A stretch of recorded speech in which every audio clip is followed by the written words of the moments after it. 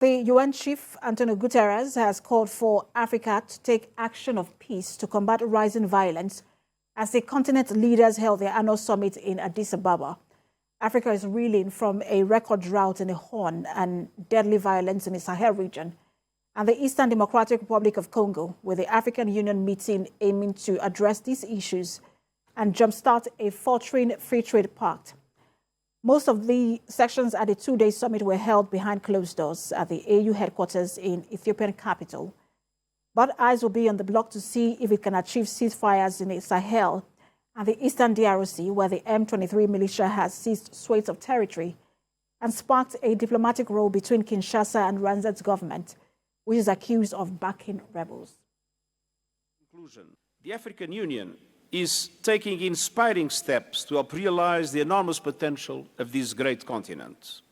Africa is poised for progress.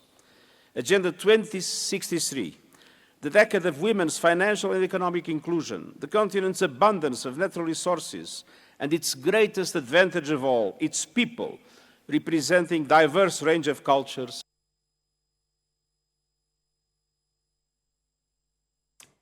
Joining me now to discuss this via Zoom is a professor of international relations and strategic studies, David Aworawo. Good to have you join us. Thank you for having me on the program. So let's begin with the removal of the representative of Israel at the African Union Summit. This has now, we've seen statements coming from Israel accusing Algeria and South Africa of orchestrating that removal. First of all, is this the beginning of a diplomatic row between Israel and Algeria as well as South Africa? And why is this particular issue of having a U.S. representative, or giving you Israel rather, observer status? Well, it is possible that from what we are hearing from the Israeli government officials, there will likely be a row between Israel and these countries, especially South Africa, on account of the rejection of the bid of Israel to, be admitted as observer status in the African Union. But it shouldn't be, because the African Union is, is African for Africans. I'm even surprised that it's only a few countries that have raised objection on this. I expected, the totality of African leaders ab initio to, respectfully and diplomatically inform Israel that the African Union is for Africans and that status will not be granted. In that case, the focus would not have been on just those Israel now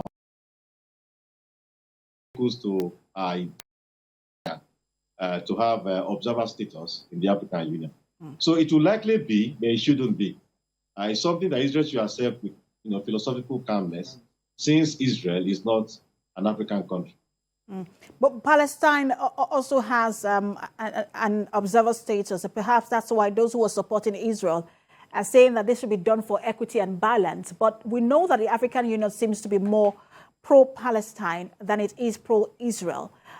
Would it be an issue of conflict to have both of them, both countries, have observer status in the African Union? Yes, it will have created, the conflict in the Middle East would certainly be transported to the African Union if the observer status is granted to Israel. If you ask me, ideally, even the Palestinians, the Palestine should not even have been granted the observer status too in the African Union. The Africa has so many problems already, to tackle.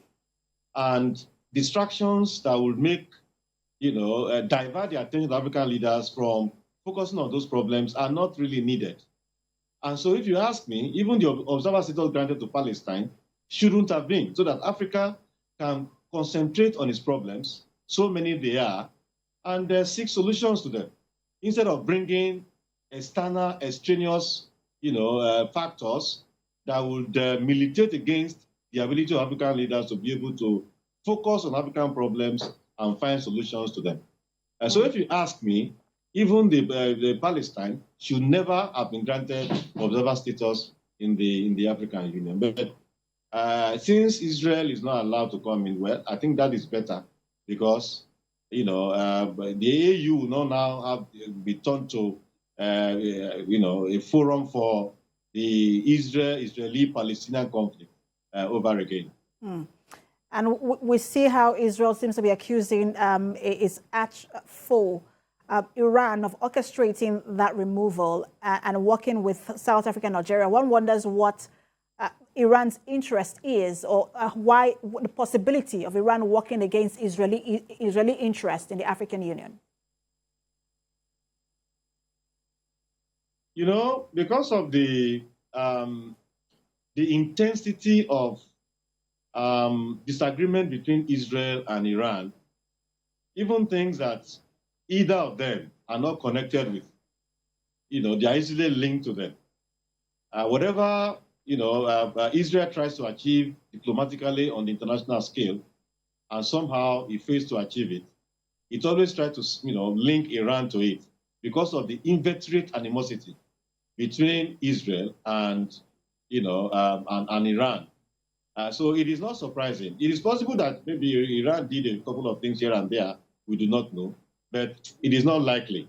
But, because of the prevailing environment, the environment of animosity, the environment of conflict, intense conflict between both countries, there is this tendency that once anything negative on the diplomatic level occurs in this manner, there is always, the desire to link the other country to it. If it happened to Iran too, Iran will almost certainly have also said, "Oh, Israel made it.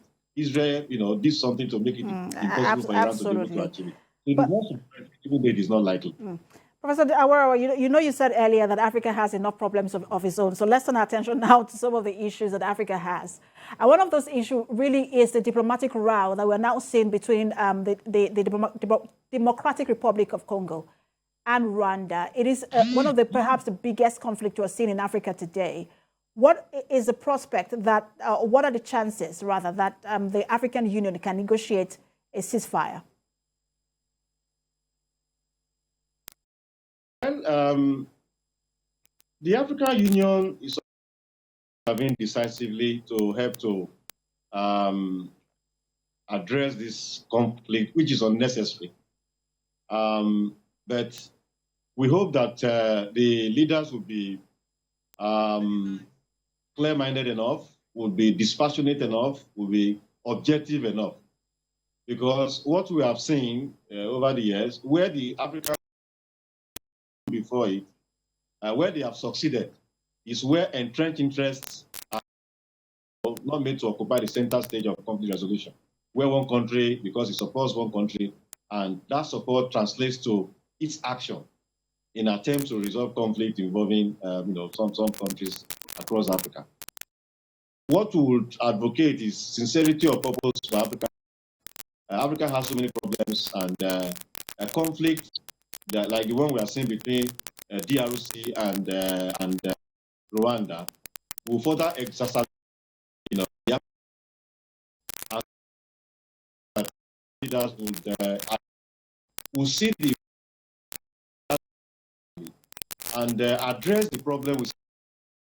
I'm sure if they state your purpose, they'll be able to, let Rwanda know what it ought to do, and DRC too, what it should be doing, so that effective reconciliation can take place. And there is the military junta in Guinea, Sudan, Burkina Faso, Mali, the drought in the Horn of Africa. Just a lot of challenges, but we'll see how the African Union continues to navigate through this. Thank you so much for talking to us. Professor of International Relations and Strategic Studies, David Awarawa.